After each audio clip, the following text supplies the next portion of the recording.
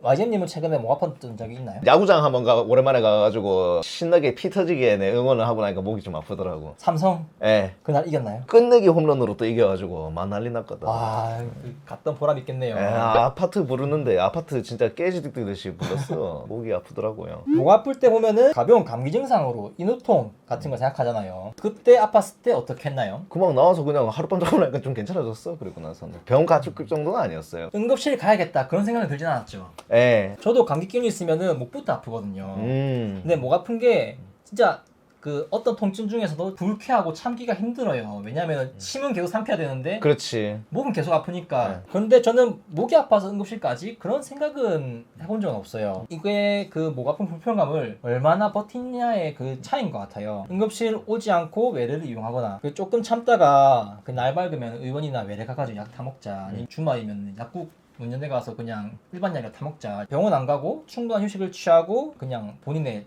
그 치유 능력으로 버티거나 그런 차이인 것 같은데 목 아파서 응급실 오는 경우가 있나요? 응급실에? 많죠. 소아스롯이라고 해서 꽤 많습니다. 근데 저도 목 아픈 걸로 제가 응급실 근무하고 있어서 사람들이랑 친해서 의사 선생님들이랑도 다 친해서 그런지 그거 때문에 그런지 모르겠는데 내가 응급실에서 근무하는 직원이 아니라면 내가 이 야밤에 왔을까라는 생각도 한번 들긴 들더라고요. 근데 저는 그 다음날 또 출근이고 이렇다 보니까 침 삼키는데 계속 따가우니까 이거 때문에 잠 못 자겠더라고. 옛날 같았으면 참았을 때 건데 직장이 응급실이라서 그런지 응급실을 찾았었죠. 먹고 나니까 좀 괜찮긴 하더라 그래.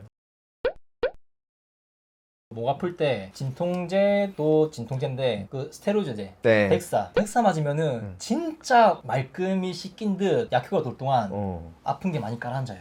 희한하대 그거. 만병통치약이라는 이 대명사가 있는데 괜히 그렇지, 만병통치약이라는 그렇지. 말이야. 근데 이거 진짜 응급실 올 만큼 아픈 경우도 있어요. 그리고 진짜 응급실에 와야 하는 목 통증이 있거든요. 응급실에 목 아파서 오는 환자들 같은 경우에는 보통 어떤 진단으로 많이 내려지나요? 어큐트 파린자이나이티스 이름 어렵다 씨. 최근에 역병 들었잖아요. 코시국. 코로나, 네, 코시국에서도 좀 있었던 것 같고. 그렇죠. 예. 특히 매년 있는 연례 행사, 독감, 음. 인플루엔자 시즌에 목 아파서 많이 왔던 것 같아요. 아니면은 진짜 드물게 생선 먹다가 생선 가시가 목에 걸려가지고 예. 왔던 것 같고. 이런 걸로 만약에 오게 되면은 약물은 보통 뭐 쓰나요? 감기 증상이 동반되니까 열도 나고 하기 때문에 당연히 해열진 통제 쓰고 넥 엑스레이도 찍고요. 흉부 쪽 엑스레이도 진행하고 피 검사 나가서 염증 수치도 좀 확인하고 그래서 염증 수치가 꽤 높게 나왔다 하면은 목 CT도 또 찍습니다. 그 조영제를 써가지고 그래서 얼마나 부었는지 이런 것도 좀 보고. 약 같은 경우에는 아까 얘기한 스테로이드, 덱사 쓰고 분비물이 많다, 콧물이 많다 하면은 항히스타민제 그런 것도 쓰고 페니라민이나 이런 거. 그 다음에 처음에 초진 볼 때 그런 거 하네. 서랍자 돼가지고 해보세요 해가지고 많이 부었습니다 하면서 막 뭐가네. 동굴에 누구 있어요 하는 느낌으로 이렇게 보더라고. 그 밑에 뭔가 있나 봐 이게. 이렇게 항상 그 자세가 똑같더라고요. 다. 얼마나 열정적으로 보시노 그거. 인플루엔자 걸렸을 때는 이제 항바이러스제 맞잖아요. 네. 땡땡플루 하는 약. 예. 이게 먹는 약이 있고 수액제제가 있어요. 비용이 이게 두 개가 갭이 엄청 크거든요. 수액제로 맞는 거 한 번 맞으면은 이제 그거는 끝인데 비급여라 가지고 맞아, 비용이 맞아. 6만 원에서 10만 원 이렇게 천차만별이더라고요. 근데 먹는 약은 한 8천 원, 9천 원 정도. 와 많이 차이가 나는구나. 네, 수액을 맞은 사람 경험담에 의하면은 경구약 먹었을 때보다 한 하루 이틀 좀 빨리 좋아지는 것 같다. 그런 얘기가 또 있었더라고요. 저 12월 달에 걸렸었거든요 독감. 저는 맞는 걸로 했거든요 수액으로. 저같이 약 먹기 귀찮은 사람들한테는 이게 최고야. 맞아요. 그 응급실 오면은 수액 달고 주사 맞으니까 예방 주사 단 거 수액 맞자 네. 해가지고 그렇게 다는 분도 계셨던 것 같아요. 이거를 경구약으로 먹는 약으로 한다면 5일 동안 먹어야 되거든요. 근데 애기들 같은 경우에 이걸 먹고 약이 좀 역한가 봐요. 토하고 막 이런 아이들이 있어가지고 결국에 다시 와가지고 그냥 수액으로 만든 경우도 봤고. 어떻게 보면은 수액이 좋은 것 같은데 가격 차이가 너무 많이 나가지고 근데 약 비용도 약 비용인데 독감이면은 검사도 하잖아요. 검사 비용. 그렇죠. 검사 비용도 있고 요새는 코시국이니까 검사를 2개나 해요. 2번 찔리죠. 이 역병은 아니다 나오는데 독감은 맞다고 하고 둘 다 아니다고 나오는 경우도 있고 이 검사 비용이 상당히 많이 나가거든요. 네 맞아요. 응급실에 꼭 와야 하는 목 통증에 대해서 얘기해 볼 건데 성인의 경우에는 급성 후두개염이라고 얘기하더라고요. 제가 일하면서 딱 3번 본 케이스인데 진짜 드물어요. YG님 혹시 본 적 있나요? 딱히 막 기억에 남는 사람이 없는데 트라코 막 하고 막 그러니까 트라코 이거 한국말로 뭐라 해줘야 될까 이거. 기관절개. 기관절개.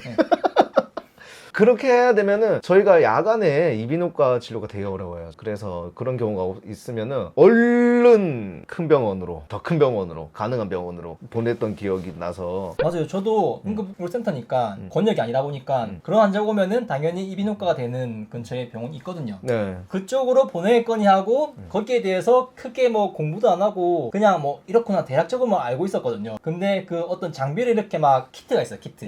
그 키트를 입고 시켜놔가지고 비치시켜 놓는 거예요. 뭐지?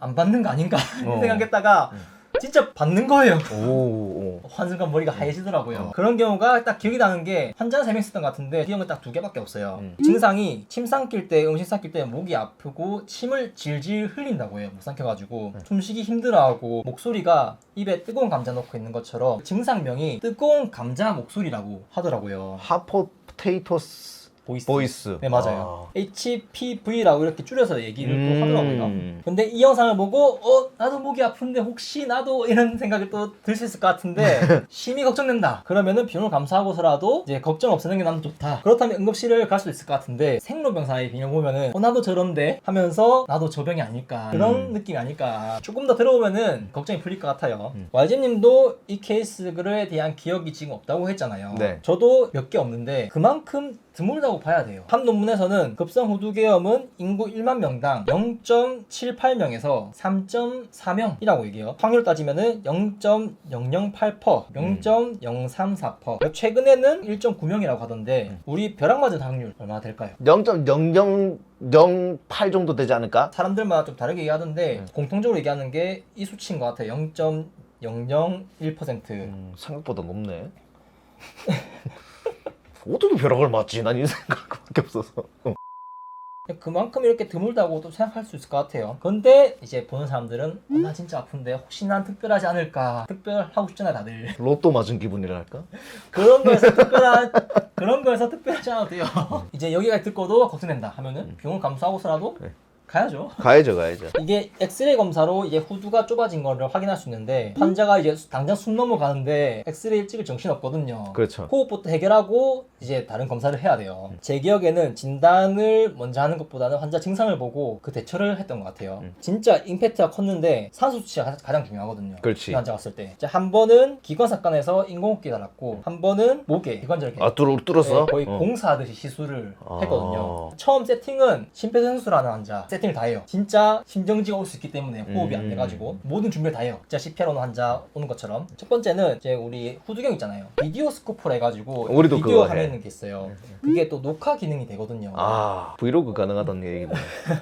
이 튜브라고 이제 기관사건하는 튜브 넣을 때 이게 말랑하니까 혼자서 안 들어가거든요. 후두경 가이드로 해가지고 이렇게 넣어야 되는데 비디오로 이렇게 보니까 녹화되니까 이제 그걸 나중에 이렇게 그게 보일 거 아니에요. 후두가 이렇게 좁아진 게. 네. 그래서 이거 딱 진짜 보이더라고요. 심정지 환자보다 엄청 어렵게 하더라고요. 그게 좁아져 나니까 이렇게 잘 안 들어가가지고 할 때 엠브백 산소 진짜 많이 줄 수 있는 그 산소 호흡기 있잖아요. 네. 그걸로 이렇게 산소 엄청 짜주다가 지금이야 하면서 팍 이렇게 했던 것 같은데 처음부터 인공호흡기 연결한 게 아니었고 이제 산소 수치가 좀 괜찮을 때까지 그 엠브백으로 하면 산소 수치를 이제 많이 짜면 짤수록 이렇게 올라가잖아요. 네. 해가지고 산소 수치가 올라가면은 연결했던 것 같아요. 인공호흡기를. 그리고 동맥 혈 검사도 했던 것 같고 약은 항생제랑 스테로이드제 좀 썼던 것 같은데 두 번째 케이스는 진짜 절체절명의 초응급 상황이었어요. 후두가 너무 부어가지고 막힐 듯 말 듯 해가지고 환자도 이제 산소 수치가 안 좋아지고 이것도 안 들어가는 거예요. 그 기관절개하는 키트를 배치해놨다 했잖아요. 그 키트 이름이 크리코예요. 크리코. 맞아, 크리코. 한 번도 안 써봤거든요. 그냥 그림으로 봤지 어떻게 하는지 몰라가지고 일단은